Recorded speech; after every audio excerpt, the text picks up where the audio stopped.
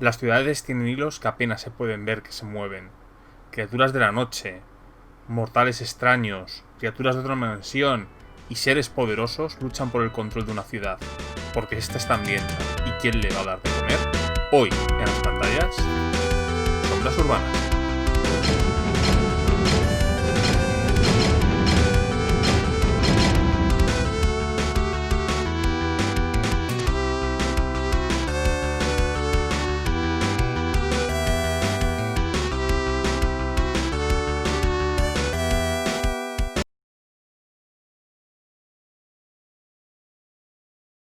Hola a todos, soy Ezcardan de nuevo, por fin con una reseña. Esta es la segunda vez que la voy a hacer, porque la primera no me gustó.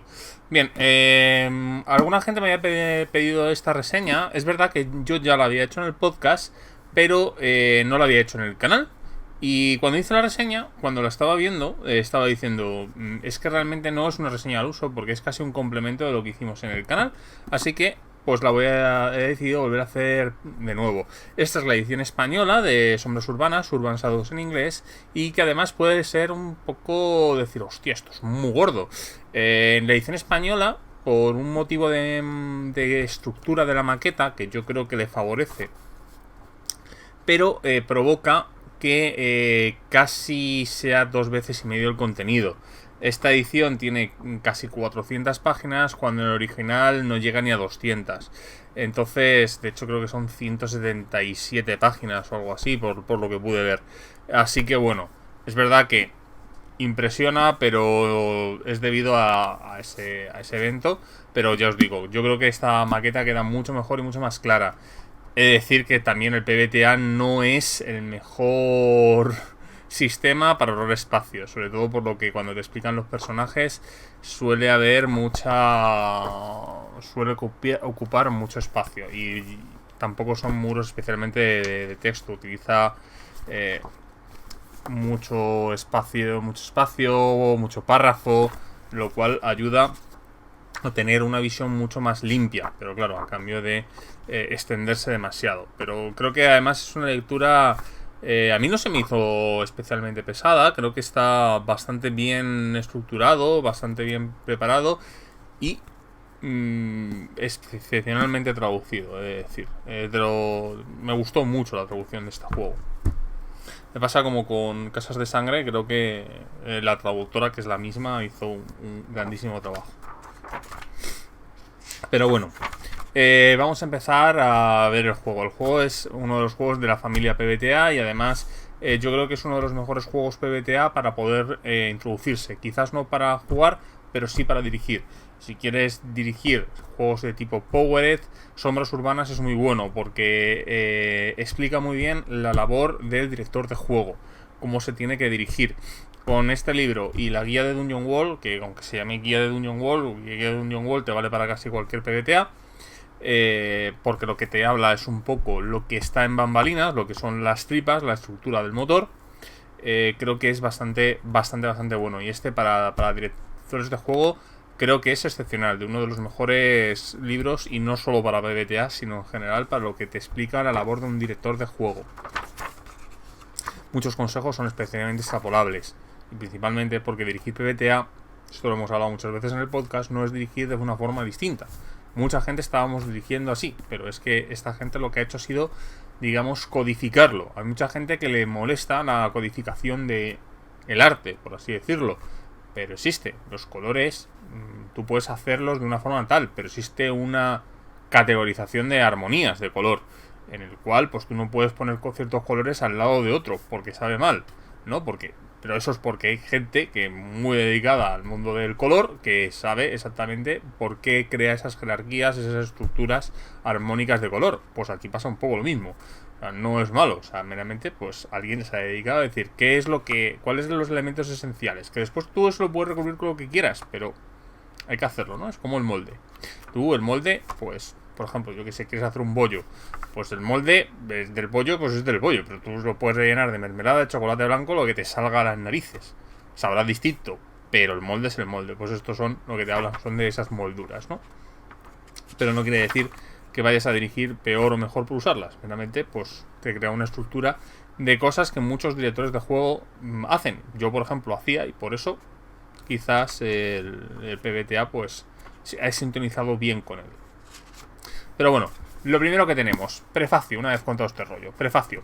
El prefacio nos habla de qué es esto, qué es Sombras Urbanas, cuál es la intencionalidad del juego y de qué trata el juego, porque esto es importante los powers. Los powers, los juegos siempre van de algo, no es haz lo que quieras con ellos, tienen un tono y un tema concreto.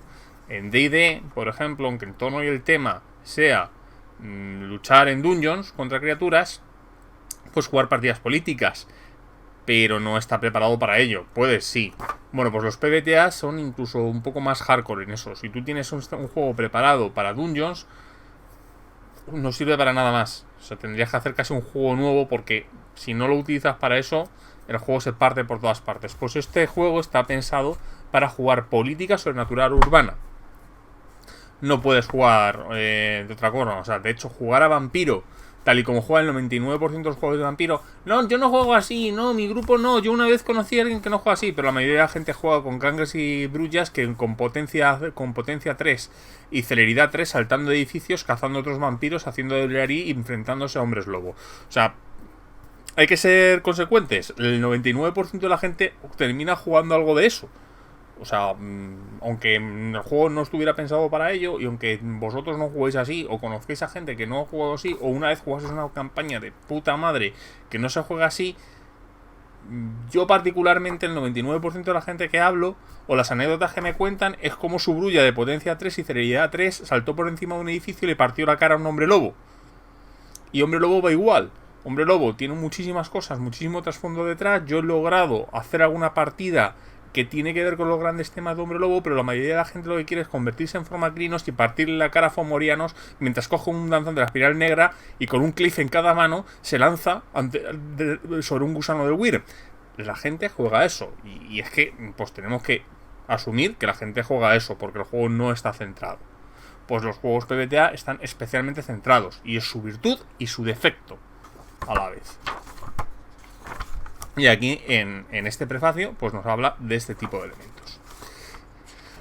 Nos habla de, bueno, pues de lo que es la raza, pero no la raza de vampiro tal, no, la raza, el género y el hecho de ser diferente, porque el juego habla mucho de la diferencia. Aunque estamos creando monstruos, en realidad lo que estamos creando es una alegoría a elementos que pasan en las ciudades, ¿no?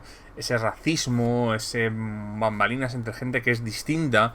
Y aquí pues usamos vampiros, hombres lobo y tal, para no estar especialmente incómodos con lo que suele ser una ciudad real, sobre todo en Estados Unidos. Es verdad que en España quizás pasa un poco menos.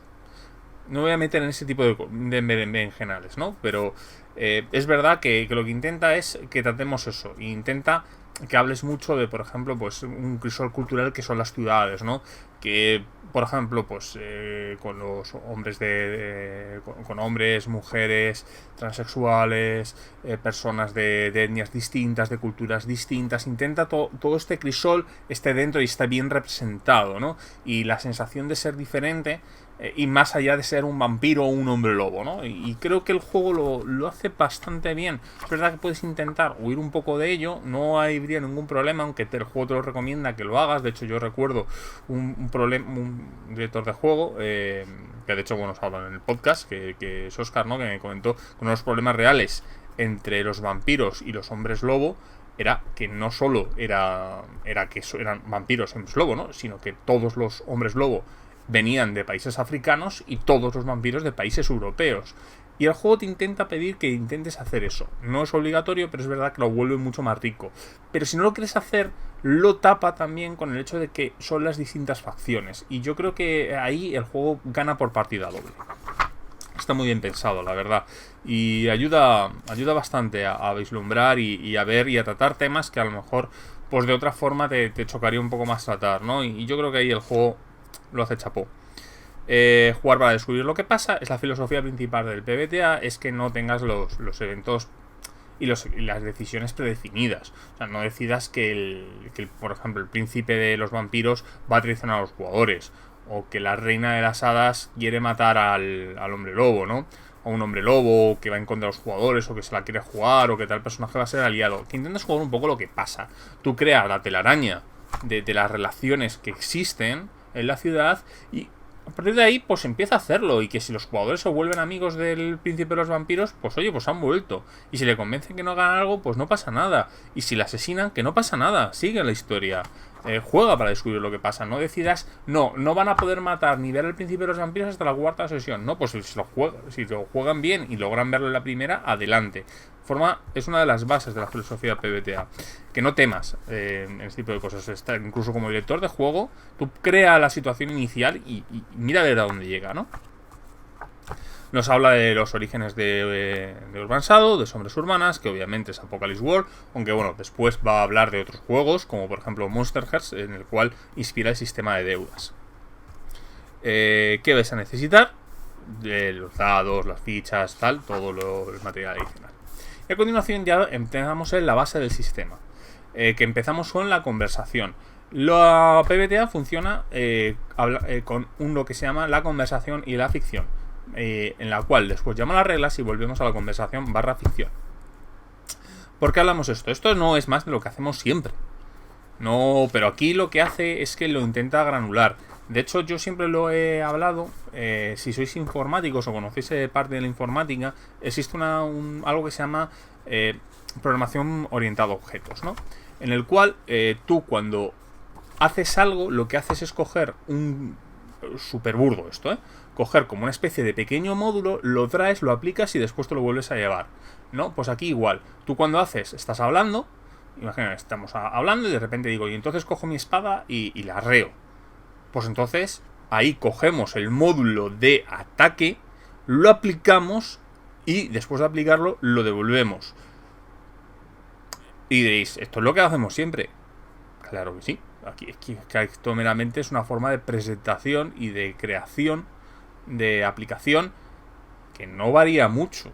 Solamente intenta hacerlo de otra forma, ¿no? Mediante este sistema de ficción, ¿no? De conversación y ficción. No varía. Es que pues sí, es como siempre. Meramente tiene otros nombres y una codificación distinta y nos presenta los elementos de forma distinta, ¿no? Con este medio de desencadenar, porque no tiene por qué desencadenarse siempre que yo digo le arreo a alguien. Igual que puede llegar a ocurrir que no pueda desencadenar ciertas cosas porque no cumple los requisitos o porque tal. Funciona mucho con estos disparadores o desencadenantes. Aquí nos habla de toda la ficción, por ejemplo. Cuando tú te rompes una pierna, das por hecho que no puedes correr. No tiene una regla, ¿por qué? Te basas en que en la ficción tienes las piernas rotas. Esto pues, puede pasar como en Simon the Sorcerer, ¿no? Cuando Simon the Sorcerer es un videojuego, en el 2, que os recordáis, hay una cueva en la que los jugadores están jugando a empresarios y apartamentos. Que recordar que se llamaba. Entonces hay un momento dado en el que a uno lleva un soldado a nivel 7, le vuelan los brazos después de tocar una alambrada eléctrica e intenta seguir disparando, porque en las reglas nada le dice que no pueda disparar sin brazos. Pues es verdad, pues la ficción nos dice eso, ¿no? Que tú no puedes correr con la pierna rota. Bueno, puedes correr, pero entonces la dificultad, y no habrá una dificultad, meramente tendrás que usar disparadores y módulos de reglas distintos, ¿no? En lugar de, por ejemplo, yo qué sé, no existe aquí en Urban Shadow, ¿no? Bueno, sí, imagínate, intentas alcanzar a alguien, ¿no? Y entonces estás usando como, por ejemplo, el movimiento de combate porque le intentas placar. Si tienes la pierna rota, a lo mejor es que no puedes porque ni siquiera puedes correr. Pero imagínate que a lo mejor sí, porque tienes la pierna rota, pero te has inyectado adrenalina y además pues tienes una especie de pequeño esqueleto que en la pierna que te permite moverte. Pues entonces lo que harás es tirar una tirada de desafiar el peligro. No sé si recuerdo si en Sombras Urbanas funciona así, para ver si hay una consecuencia por moverte. Si logras pasar la tirada, después podrás realizar la maniobra de combate, ¿no? Funciona con esto, o sea, es un poco complejo de explicar. Luego en mesa sale súper orgánico y cuando lo ves son 2 minutos, pero bueno, funciona así. Y por lo demás todo tiene una estándar, ¿no? Que tú tiras 2 dados de 6, de 7 a 9 consigues lo que querías, pero no como querías, 10 o más consigues lo que querías y 6 o menos pasará algo. O sea, lo que provoca es que el director de juego hace un movimiento. No me gusta porque se llama igual que lo de los jugadores y crea mucha confusión porque no se aplican igual, utilizan reglas de aplicación diferentes. Yo prefiero una forma de, lo llaman las versiones muy nuevas de PBTA, que se llaman reacciones, porque al fin y al cabo lo que hace el director de juegos, lo que hace es reaccionar, mientras lo que hacen los jugadores es moverse dentro de la ficción y lo que hace el director de juegos es reaccionar en la ficción. pero eso es terminología de que no es de este juego. Bueno, aquí nos hablan del desencadenante de incertidumbre, porque además nos dicen que solo tiras cuando hay una incertidumbre. O sea, cuando tú, por ejemplo, el movimiento de pegar en Dungeon Wall, que es muy claro, es cuando te enfrentas a un enemigo, tira más fuerza. Claro, pues un bárbaro con espada a 2 manos contra unos goblins desarmados no se está enfrentando, porque los goblins no tienen ninguna sola oportunidad. O sea, directamente les decapitan. Y, por ejemplo, un enano enfrentándose a Smaug con una espada de madera tampoco se está enfrentando, porque Smaug no puede. Es más, probablemente nadie se pueda enfrentar a Smaug a menos que tenga una flecha negra y sepa que Smaug tiene un punto débil dentro de su armadura de oro, que es lo que pasa en las novelas. Nadie puede tocar a Smaug, no solo porque haga falta un arma muy específica para atacarle, que no estoy yo del todo convencido de que sea 100% necesaria una flecha negra, pero desde luego que sí que necesitas es saber que la armadura dorada de Smaug tiene un hueco por el que puede entrar la flecha negra. Eso lo convierte los combates en algo relativamente interesante, ¿no? Porque a lo mejor no vale un enfrentamiento directo. Imagínate que te estás enfrentando a un mago con una armadura corporal que no puede ser atacado por ningún arma. Pues primero tendrás que desconvocarla. No existe una regla, más allá de que el mago tiene una armadura que le impide que ningún arma le toque. Una armadura que ningún arma le toque dentro de la ficción. Ninguna arma me puede tocar mientras tenga esta armadura. Para poder cambiar la ficción, tienes que quitarle la armadura mágica. Suena un poco extraño, yo os digo, los juegos funcionan muy bien en mesa, sorprendentemente. Empezar la partida, nos habla de cómo preparar la partida, que elegir la ciudad, ambientar la ciudad con este crisol cultural que deberíamos intentar hacer, poner sobre la mesa las expectativas, vamos a ver, chavales, ¿qué queremos jugar? O por ejemplo en un one shot, mirad, chavales, yo no sé lo que va a salir aquí, vamos a intentar divertirnos, ¿no? Es dejar las expectativas claras. Después nos habla de la tarjeta X, que es una de las muchas herramientas de seguridad que hay. No me voy a meter si es buena o mala, yo particularmente no soy defensor de ella, me gustan otras herramientas distintas, pero bueno, los digo con lo que siempre he hablado. Si yo lo dirigiera en jornadas, a lo mejor en tu mesa habitual no lo dirigirías, pero si lo vas a dirigir con desconocidos en jornadas, usar una herramienta de seguridad no está del todo de ese. Yo lo recomiendo. Tarjeta X o no, yo como lo digo, yo habitualmente lo que digo es: ¿alguien quiere jugar con herramientas de seguridad? Sí, no, ¿cuál quieres usar? Habitualmente me dicen que no la necesitan, pero si en algún momento me encontrara con alguien que me dijera que sí, le diría: ¿cuál quieres usar? Si no la conozco, que me la explique, y si la conozco, la aplicamos y ya está. Total, para que alguien, si vamos a jugar solamente 4 horas como mucho, o sea, prefiero que alguien se sienta cómodo a no. Con los grupos habituales es distinto, ¿no? Porque hay dinámicas diferentes. Yo no me imagino jugando una herramienta de seguridad con gente con la que llevo 20 años jugando. Más que nada porque ya más o menos nos conocemos y se pueden hablar las cosas. Hay grupos que no, ¿eh? Todo a veces se sorprende, ¿no? Pero no sé. Aplicarlas si las necesitáis. O veis o tenéis una inseguridad. Yo ya os digo, en jornadas lo recomiendo. De hecho, el que no me gustan del todo hace que yo no lleve este tipo de juegos a jornadas. En los que tienen elementos más polémicos. Suelen ser cosas bastante más blancurras. ¿Por qué jugar? Pues nos hablan por qué jugaríamos. Y bueno, esto sería el primer capítulo. A continuación tenemos... También es uno de los más complejos de explicar. Los personajes nos hablan de los arquetipos. Que bueno, pues todos son arquetipos... sobrenaturales, en el que nos hablan pues el nombre, aspecto, las 4 características que hay, que es sangre, que es por así decirlo lo violento que eres, corazón, tu pasión, la mente, el pensamiento crítico, la astucia, el espíritu, la conexión con las cosas que no son mortales, por así decirlo. Puntuaciones de facción, porque aquí este juego va mucho de política, entonces tenemos una puntuación con las distintas facciones del juego, ¿no? Que son Velo, que son para las cosas que son ajenas a la tierra, Poder, que son entidades de grandes poderes como magos inmortales y tal, Noche, que son criaturas nocturnas, las típicas criaturas de la Hammer, hombres lobo, vampiros y tal, y Mortalidad, que son los propios mortales, que no puede ser desde el alcalde de la ciudad hasta una facción de cazadores de monstruos, ¿no? Preguntas introductorias, porque este juego va mucho de preguntar para saber cuáles son las tormentas que se van a crear, que eso hablaremos después. Elegir movimientos, que son, por así decirlo, las habilidades, realmente son los módulos de reglas que vas a aplicar. Presentación y deudas, o sea, los jugadores se presentan entre ellos y empiezan con deudas entre ellos. Deudas es una especie de moneda en la cual pues funcionan en parte los PX y en parte las cosas que te puedes cobrar. Y a continuación tenemos los movimientos. Los movimientos son las reglas básicas, son estos modulitos de reglas, en el cual, bueno, pues cada PBTA tiene los suyos para intentar incentivar los temas de los que va. Por ejemplo, en Urban Shadows tenemos sombras urbanas, tenemos lanzar un ataque, que es frecrestar una hostia. Después tenemos escapar de una situación, que es huir, pero no huir de un combate. Es que puedes huir, por ejemplo, de un grupo de paparazzis que te está siguiendo. Estaréis huyendo con esto. Intentar cambiar de tema durante una conversación, porque alguien, por ejemplo, imagínate que eres un espía y alguien está hablando, oye, pues a lo mejor tenemos un espía.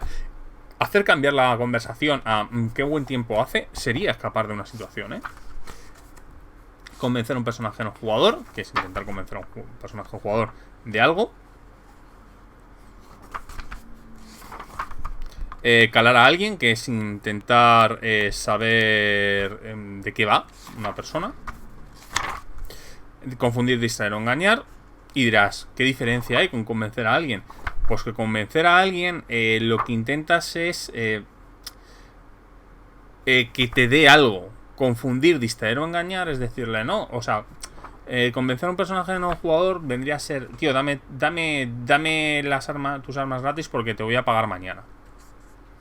Pues te lo das, ¿no? Y a lo mejor al día siguiente hay consecuencias si no lo has pagado. Pero confundir, distraer o engañar es, no, perdone, señor, yo no soy tal persona, Usted no me coja. Yo creo que va a ser uno de los movimientos que van a cambiar en la siguiente edición, porque la verdad es que a veces entra en confusión.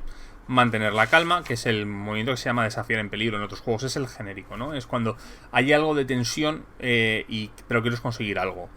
Por ejemplo, tú necesitas conducir. O sea, si tu personaje sabe conducir, tú no tiras por conducir, ¿vale? Pero si estás en mitad de una persecución, pues estarías intentando mantener la calma, ¿no? Si quieres, por ejemplo, perseguir a alguien por un callejón, pues a lo mejor si pues le persigues sin más porque eres rápido y tal, pero a lo mejor si una situación es... Este movimiento es cuando hay una situación de tensión en la que crees que necesitas tirar, tira con este movimiento, al fin y al cabo. Muchos PBTAs lo tienen porque es el de... El juego no contempla que esto sea importante siempre. Así que, bueno, pues para todas esas situaciones utiliza esto. Liberar el poder es cuando utilizas los poderes interiores del personaje, ¿no? Como criatura sobrenatural. Echar una mano a alguien o fastidiarle es cuando intentas apoyar o joder a otro personaje jugador. Los movimientos de facción vienen a ser los movimientos en los que incluyen las 4 facciones, que por ejemplo es echarte a la calle y buscar un contacto de esa facción. Oye, tío, necesito saber qué coño están haciendo los hombres lobo, ¿no? Pues te empiezas a mover por los contactos y tal, entonces te echas a la calle para saber qué están tramando. Ponerle cara a un nombre, pues es... Hostia, tío, quién... Aquí hay una banda de cazadores, ¿quién coño son estos, no? Pues tirarías con este. Investigar un lugar poderoso. Llegas al, yo que sé, al palacio de un rey de los vampiros y digo, ¿esto qué es? Pues sería con este.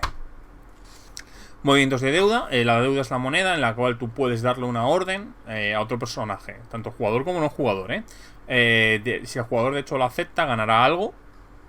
Los personajes no jugadores habitualmente no tienen forma de opositar. Los jugadores sí pueden decidir que no van a coger la deuda, harán una tirada para ver si tiene ciertas consecuencias, porque a lo mejor pues ese favor queda anulado, o a lo mejor pues no lo haces tal, pero el juego está hecho para que tú quieras aceptarlos, aunque te joda. Lo que pasa es que obviamente pues hay cosas que dicen, mira, tío, eso es una cosa es aceptar la deuda y otra cosa es vejarme, ¿sabes? Entonces hay como esta seguridad de poder negarte algo, pero lo divertido habitualmente es usarlo, ¿no? No solo porque le quitas las deudas al otro, o sea, ya no tienes esas monedas para usar contra ti, sino que además, pues, recibes una pequeña recompensa por aceptarla. Bueno, el juego, por cierto, está muy lleno de ejemplos explicando y dando todo pormenorizado, todo lo que yo estoy diciendo, por si acaso tienes dudas. Negas a pagar una deuda, dejar caer un nombre. Movimientos dramáticos, que vienen a ser... Los movimientos dramáticos son los que no son muy estándares, como por ejemplo los corrupción. Por ejemplo, esto sería pues un vampiro que empieza a utilizar sus poderes de forma poco habitual, un fantasma que empieza a usar sus... Son los poderes, por así decirlo, malos. Son muy poderosos, mucho más poderosos que los normales, personalizados por arquetipo, pero te dedican a corrupción. Por ejemplo, el hombre lobo puede pegar pero durísimo, pero ¿qué problema que hay? Que cuando llegas a X puntos de corrupción, quiero recordar que 25, pierdes el personaje para siempre. Movimientos de intimidad es cuando ocurre una escena de intimidad entre dos personajes, o sea, cuando se encuentran intimando. No, esto es lo que en Apocalypse World era el sexo, y en Monster Hearts también, pero aquí no, aquí es pues una conversación privada o cualquier cosa que pueda considerar íntima entre dos personajes. Movimientos finales, que son básicamente el de subir experiencia, porque todo se llama movimiento, yo os digo, son módulos de reglas, pero aquí se llaman todo movimientos. Movimientos de sesión, en el cual tenemos un movimiento de inicio de sesión, en el cual, pues si no sabemos muy bien qué hacer, el director del juego puede preguntar a una serie qué es lo último que has oído de la ciudad y después tirará a ver si es cierto o no es cierto lo que he oído. Y el de final de sesión, que es una serie de preguntas que el director del juego hace para saber de qué se están enterando los personajes. A continuación llegamos a los arquetipos, en el cual, bueno, pues tenemos el dividido por los 4 de estos: mortalidad, que son los cazadores, el despertado y el veterano; la noche, el espectro, el lobo, el vampiro; poder, el mago y el oráculo; el velo, el corrompido y el hada. Existen un par de personajes adicionales que no están en español porque salieron en el kit Started americano, y quiero recordar que en un suplemento que se llama Dark Streets. No creo que lo veamos en español, sobre todo porque se anunció la segunda edición. Tampoco os perdéis nada, es el inmortal y el dragón, que es un dragón hecho forma y un tipo que ha vivido pues durante siglos o milenios. Están chulos los dos, a mí me gusta especialmente el inmortal, pero no están en esta edición. De todas maneras, son muy fáciles de encontrar por internet, y traducir estos libretos es un par de horas como mucho. Todos los libretos tienen una estructura en la que decide su aspecto, su equipo y tal. Tiene sus movimientos personalizados, que no voy a estar hablando, sus movimientos de corrupción, la forma en la que ganan experiencia. Cada uno es único, y el juego recomienda que no haya más de uno por... O sea, que si hay un cazador no haya un segundo cazador. Porque se basa en que estáis jugando una especie de historia más arqueotípica, por así decirlo, ¿no? O de género. En el cual, pues cuando tú llevas el cazador, llevas el cazador del grupo. En el mundo puede existir más cazadores, pero tú eres el cazador, ¿no? O sea, por ejemplo, imagínate, en Buffy cazavampiros puede haber otras magas, ¿no? Aparte de Willow. De hecho, bueno, pues después va a aparecer una. Pero es la única maga, es la maga del grupo. Por mucho que le fuese entre Tara o tal, ella es la maga del grupo. Las clases son el cazador, personaje arquetipo en este tipo de historias. El despertado es gente que se ha dado cuenta de lo sobrenatural, pero todavía no está, digamos, o sea, lucha, pero no es más bien un contacto. Podría ser, por ejemplo, pues un Sander de la vida, ¿no? Lo que pasa, por decir Buffy, pero este juego tiene muy poco que ver con Buffy, son cosas más serias, ¿no? Es gente que conoce lo sobrenatural y trata con ellos, pero no tiene no se enfrenta a ellos, meramente pues el típico vendedor, a lo mejor un vendedor de plasma de los vampiros o tal, viene a ser eso. El veterano es una persona que estuvo muy implicada en lo sobrenatural en el pasado, pero se ha retirado y por algún motivo tiene que volver, con lo cual tiene una gran cantidad de contactos y poder y conocimientos. Los de la noche, el espectro es el fantasma, una persona que ha muerto y que, bueno, está encarnada. El hombre lobo y el vampiro, los 3 monstruos más típicos, lo que puedes esperar. De hecho, con Urban Shadow lo que esperas son estos 3. El poder, que viene a ser el mago, que es el personaje hechicero y tal, que la verdad está bastante bien. Mi personaje favorito, que es el oráculo, que es un personaje que tiene capacidad de ver el pasado y el futuro, y tiene, bueno, pues un montón de habilidades respecto a ello. El velo, que tenemos el corrompido, que es una persona que tiene tratos o está poseída por un demonio. Y el hada, que a mí es el que menos me gusta, que funciona mucho con tratos y con pactos con otros personajes. Las calles, aquí nos van a hablar un poco de reglas más puramente dichas, que no son los movimientos, como por ejemplo el sistema de daño del juego, el sistema de deuda del juego, cómo te el aturdimiento, cómo funciona más o menos el tema de etiquetas en las armas, todo lo que es más mecánico. Juego a largo plazo, que un PBTA sin jugar a largo plazo no merece la pena, pero bueno. Aquí tenemos el juego a largo plazo, en el que nos van a hablar de cómo conseguir experiencia y todos los sitios donde te las puedes gastar, ¿vale? ¿Y qué significa? Es uno de los capítulos, es un capítulo bastante largo, pero porque cada opción ocupa muchas páginas. Maestro de ceremonias, la parte del director de juego, que ya os digo es buena, incluso aunque no seáis directores de Urban Shadow, en el que nos van a hablar un poco del papel de director de juego y cómo crear lo que se llama el mundo bien hecho, ¿no? O sea, bien hecho, o sea, que me refiero a cómo dirigir el juego bien, qué cosas tienes que enfatizar, qué cosas tienes que centrar, cómo y qué pregunta a los personajes, cuáles son los movimientos del director de juego, que son importantísimos, cuándo puede hacerlos, que es la diferencia entre movimientos duros y suaves. O sea, es todas las reglas que influyen, porque en PBTA el director de juego está especialmente reglado. Lo que puede y no puede hacer y cuándo y cuándo puede y cuándo no puede hacer cosas con los jugadores. La idea es que sea invisible y de hecho la mayoría de los jugadores, y es uno creo que los grandes problemas que tiene el juego para a la hora de verlo o a la hora de jugarlo, si no conoces el papel de director de juego, es que da la sensación de que el director de juego se está inventando lo que le sale de los huevos y está haciendo lo que sale de los huevos.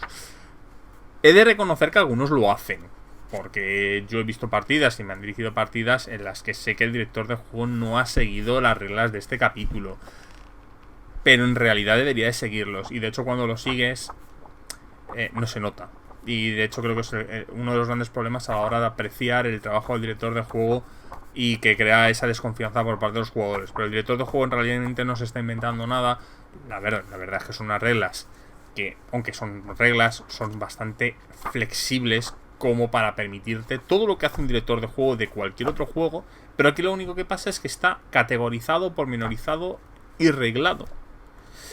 Que en otros juegos dices, también lo está, ya, pero ya os digo que esto no hace nada nuevo, meramente lo que hace es codificarlo. Y lo que intenta sobre todo es que el papel del director no sea injusto, por así decirlo. Aunque hablar de justicia o no injusticia en la parte del director de juegos es más complicado. Pero ya os digo, es un capítulo muy interesante de ver, muy interesante de leer, y que puede servir casi para cualquier juego. Y ya os digo, cuando lo leáis probablemente os diréis, pero si esto es lo que hago siempre. Y luego lo segundo, pero si aquí no vienen reglas, tiene una regla en cada párrafo. Lo que pasa es que está tan oculto que parecen más bien consejos, pero son reglas. Lo que pasa es que no son reglas de suma más uno. Es cuando, por ejemplo, un jugador pues fue una tirada, a lo mejor por separarle de un grupo, o hace daño, o emboscale, o hace que algo malo pase. Pues son cosas que ya se hacían, ¿no? Pero aquí te lo dicen. Primera sesión es cómo crear la primera sesión, porque en teoría cuando vosotros estéis sentando no sabéis lo que vais a jugar. Y esto es el kit de supervivencia del director de juego de cómo sobrevivir a esta primera sesión sin que te maten por haber hecho una basura. Aquí te explican cómo hacer, cómo tomar notas, qué tienes que preguntarles, cómo hacer las cosas. Y una vez terminada la primera sesión, llegamos a las tormentas, que no es más que la gestión de la campaña en una serie de formularios, cuestionarios y elementos, que también es lo que siempre se ha hecho, pero aquí pues te dicen cómo hacerlo pormenorizado, qué consecuencias tiene, cómo avanzan, tal. También te enseña mucho a improvisar, porque lo que tiene sobre todo PBTA, lo que tienes es que tú improvisas durante la partida más o menos, pero lo que tienes es un gran trabajo de postproducción. Después todo lo que has hecho tú eso tienes que ponerlo, y al principio de la sesión tienes que ver qué coño has puesto para saber cómo empieza el setup. Lo que pasa es que durante la campaña el sistema entero de la campaña puede cambiar por completo, pero tú tienes que saber dónde empiezas y tienes que apuntar dónde acabas. Y esto lo que nos enseñan es cómo tomar y gestionar estos apuntes y estos elementos. Muy interesante también, y no solo para Urban Shadows. Por último, las sombras, en el que nos habla de cómo hackear y modificar el sistema. Por si acaso notamos, por ejemplo, pues queremos que hacer una cosa súper específica, porque es mi campaña, los vampiros tienen algo muy especial, porque pueden hipnotizar, y necesito que los jugadores tengan un movimiento que le empiecen a tener resistir los poderes de los vampiros. Pues aquí te dicen cómo hacer todas esas mecánicas. Y cómo romper un poco el juego y cómo destrozarlo. Por último va unos créditos bastante largos en el que nos habla un poco de cada autor y donde más o menos han ido basando todos los elementos que han ido cogiendo para el juego. Y ya está, esto es Urban Shadow. Yo os digo, la verdad es que el juego para mí me parece que es un gran juego, está bastante bien. No es de mis favoritos, aunque sí que es uno de los que más he aprendido. No es mi favorito, yo prefiero otros juegos como pueden ser, por ejemplo, Monster Hearts o Monster of the Week o Mask.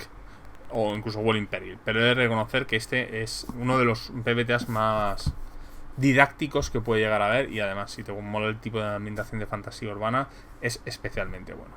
Y bueno, eso es todo. Soy Ezcardan. La semana que viene, si logro poder hacerlo, ya sí que sí volveré con el Rick. Ya he estado comentando, hice un directo el jueves en el que estuve hablando gran parte de los problemas que ha habido, y estuve hablando bastantes cosas, y estuve contestando preguntas bueno, de todos los que es el canal. Y la verdad estuvo muy chulo. Es muy probablemente que repita el formato en otro horario, porque es verdad que a lo mejor hacerlo a las 7 de la tarde pues es una hora mala, pero a lo mejor, yo que sé, hacerlo, yo que sé, de 10 a 12, o yo que sé, a lo mejor empezar más contenido, ¿no? A lo mejor de 7 y media a 10, o de 7 y media a 9, puede a lo mejor ser un formato más, un horario más interesante para seguirlo, ya además avisando para que la gente pueda estar pendiente, y a lo mejor pues no un jueves. Pero eso ya lo iré viendo a medida, porque la verdad me ha gustado mucho el trato y el elemento de estar contestando preguntas del chat y estar un poco divagando de distintos temas. A lo mejor cojo un tema más central para empezar la conversación hasta que se caldee un poco el ambiente, pero bueno, es un formato que se va a quedar. Y poco más. Ya hice el concurso de Shadowlands, que además está en ese directo, por si acaso no lo habéis visto. Y ya está, eso es todo. Volveré, ya os digo, con Elric seguramente, y alguna cosilla más. Así que bueno, hasta ahora.